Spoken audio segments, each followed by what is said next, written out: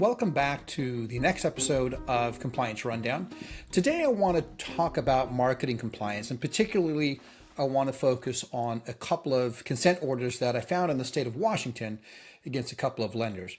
I always find that number one, we look at a lot of times they're just the federal enforcement actions, but I find that looking at state enforcement actions and consent orders can be very instructive as well. The way I look at it has two components. It has a prescriptive component and a non-prescriptive component. So what do I mean by that? Well, prescriptive components are like laws and regulations that provide exacting details of how to apply the rule.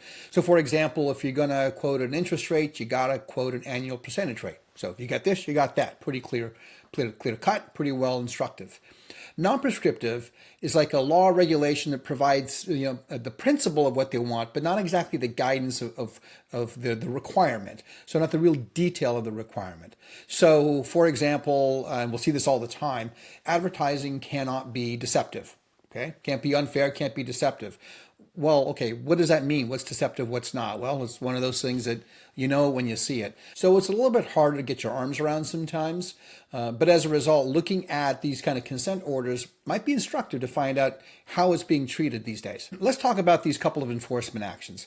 In the first, we have a VA lender that really is focused on pushing a VA kind of hybrid arm loan. So in this instance, the lender, or the one in the consent order, had basically a YouTube channel, and in their YouTube video, it made claims that the hybrid arm is the best possible loan for military veterans. There were other statements as well as to why a hybrid loan would always be better than a fixed, or how 95% of the time payment on the hybrid loan is lower than a fixed. Look, I'm not saying that the quality of the statements, I don't know if they're true or not, but the real point here is they couldn't substantiate the points in those statements, the facts in those statements as to why they were true. I'm not saying I don't like the statements. I'm just saying you got to be thoughtful about them. And in this instance, I think there wasn't enough evidence to support what they were talking about or why those claims were accurate. So you got to back them up. I think that's really what happened and what the state may be considered here. They were also advertising no-cost loans. And I will tell you that no-cost loans can be a somewhat tricky issue. In the state of Washington, by the Department of Financial Institutions, the way they see no cost, they make the assumption that if you have a no-cost loan, basically what you do is you have an above par rate, and the rebate above that you get from that above par pricing is just applied to the cost of the loan. So really is a no cost loan. I think that's their point of their argument. I think that's why they had concerns here. I don't think they could show, meaning the lender, they couldn't show that the no cost loan was the same as a par rate with cost. So maybe that was the issue here. I don't know. But again, they did get nailed on no cost loans. And that is a tricky issue sometimes, particularly in the state of Washington. The other issue was superlatives. So like the word, best. We all know you have to be careful about saying we have the best rates. Totally get that. That's pretty much a prescriptive rule in its own right. But the statements they nailed here also were something like, let me see, how about getting you the best possible loan terms? According to the state of Washington, they figured the way that the word best was used in that phrase was a violation. Not sure if I see it, but that's what they found. Getting you the best possible loan terms. Or what about a statement where you're asking, will your current lender give you the best home loan deal available? Our offer is a better deal than your lender can offer. That one they nailed as well and saw it as a violation and using the superlative best. So it's really kind of tricky. Sometimes you got to think, getting you the best possible loan terms that we can offer. Is that a violation? Is that actionable? I don't know. I'm just going off of what the consent order had in the perspective from the state of Washington. But again, the word best and how it can be used was an issue here. Now, blending advertising. In this instance, what they found was the lender was advertising a streamlined loan where there was no appraisal required, and they were also advertising a cash-out loan. I think the way they read it or saw it, or where they saw maybe the consumers could see it, is that it was a streamlined, no appraisal cash out loan. It's not true. The cash out loan needs an appraisal, apparently. The way it was scripted, I think the state took issue with the fact that it looked like it was blending, conflating products perhaps or ideas, and maybe confusing a consumer. But anyway, that's what they took issue with on this consent order. Now, they also talked about encouraging frequent refinances without mentioning the costs associated with each refinance.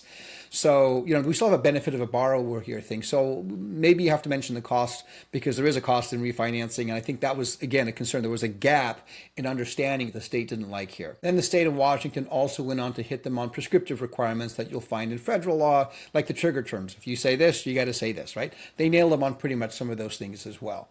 That was one enforcement action. The next one, I focused on kind of a couple of things, but particularly improper governmental affiliations. So remember, in advertising, you got to be careful about your nexus between what you do and whether a governmental agency is endorsing you or your product or giving you products specifically to give to the consumer, so on and so forth. One of the examples is where the advertisement itself, begins with WA-VA, meaning maybe Washington-VA or Veterans Affairs, right? So somehow just having that in the advertisement, especially in the beginning, would imply that this was a joint thing between the lender and maybe the VA or something like that. I don't know. They also didn't like certain phrases like equity notice and understanding your VA equity benefit, equity disbursement loan program, and stating limited to VA homeowners and is non-transferable. So kind of giving a very almost exclusive thing for borrowers when in fact it's just a standard VA loan. There was almost call of action, available equity benefit and what you need to do to get it. What's available equity benefit. Again, I think the state took issue in the phrasing of this, suggesting that it was either a very specific government loan program or otherwise endorsed by the VA. Something, again, that states don't like, the federal government doesn't like, but certainly the state of Washington didn't like in this instance. Interestingly enough, there was a lot of information in the advertisement that was consumer-specific, meaning loan-specific information for that consumer. And that's, I don't think, very hard to do sometimes. If you look at public record, you can see what the loan amounts were that they got in their last loan, so on and so forth. What I think the state didn't like here is it wasn't disclosed as to where that information was coming from. So again, I think they thought it was deceptive that we didn't state that it came from public record or came from the prior lender or it came from some other source, but at least disclose it, I think. The other thing I think was some phrasing they didn't like. So to call to accept this, implying that all you had to do to get this offer was to call. Now, there was fine print apparently in the consent order indicated there was fine print on the back saying that you had to have equity and that rates and terms can change, of course, and that kind of thing. But that disclaimer wasn't enough to overcome the assumption that you only had to call to accept, something like that. So I think they had a problem with that. And no surprise, they were also cited for federal prescriptive issues as well. Again, maybe probably trigger terms, and if you say this, you got to say this. Something like that is my guess. So some final thoughts. Look, in this case, in both these enforcement actions, these happened recently, both appear to be repeats. In other words, if you look at the facts here within the consent orders, they were repeats. So this was something that this lender had done, each lender had done a few times and had warnings, so they took bigger action. So I think in this case, a lot of bad facts triggered the consent order, not just one item. This doesn't mean that, if you do one item, you're not going to have a consent order. But basically in this issue, if you look at it, there were a lot of issues that led to it. So what's the takeaway in this compliance rundown based on what we're seeing, at least from my perspective? If you're going to make very specific statements, like you can close a loan in 12 days or that a hybrid loan is the best for a veteran, you got to be able to back it up and get the documentation, keep it, show it as to we did our math. Here's why we believe we can actually do loans in 12 days or why we really do believe it's best for a veteran. And again, if you can document it, maybe you're okay. But you got to be careful on the broad statements you make. You got to back them up. Also, do not allow phrasing in something that can conflate products. It's basically like they said in this instance. You have a streamlined loan with no appraisal, and by the way, cash out. Those are two different things. Maybe you got to make it clear and separate it. Don't conflate them. Don't make it look like it's one product. Look at the ad in the eyes of a consumer and see if they can be confused about whether the loan is an ARM loan as opposed to a fixed, or about the loan cost, or that you're affiliated with a government agency. Remember, the test here is going to be how a consumer is going to digest, how they're going to read it, not somebody in the industry for 40 years and they kind of know what's going on. It's going to be a consumer who doesn't know the industry. How are they going to read it? You got to read it that way. Watch out for superlative words like best and how you use it, and even in the phrasing. According to Washington, they didn't like certain ways it was used that, frankly, maybe other states might be okay with. I don't know. But it was interesting that they really dug into how they were using best in this instance. Don't forget the prescriptive requirements in federal and state laws as well. That's not really based on subjective opinions as to whether it's deceptive or not or what it's right. You got to do it. If you do this, got to do that. There's no wiggle room in those requirements.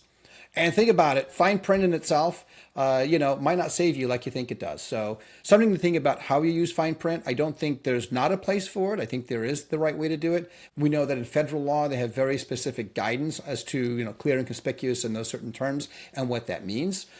So we have to be fair, how we use our fine print as well.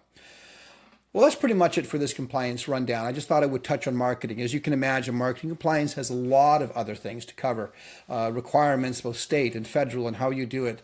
But I thought I would just look at these consent orders as a way to kind of get some instruction or thought and guidance of how it's being used today. So hopefully you found that helpful. So thank you for watching Loan Risk Advisors Compliance Rundown. See you next time.